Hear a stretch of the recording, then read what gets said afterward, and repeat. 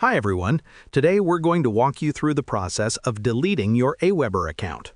If you're new to AWeber, check the description for a link to a free trial. For existing users, just log in and follow along. Begin by clicking on your account name located in the bottom left corner of the screen. This will take you to your account settings. Once you're in the settings menu, select the My Account option. Next, click on the Billing tab. Here you'll find details about your subscription plan and billing information. Scroll down to the bottom of the page and you'll see options to either close my account, click the one that matches your preference. After that, follow any on-screen prompts to confirm your decision. Make sure to read any information shown about what will happen to your data or subscription once deleted.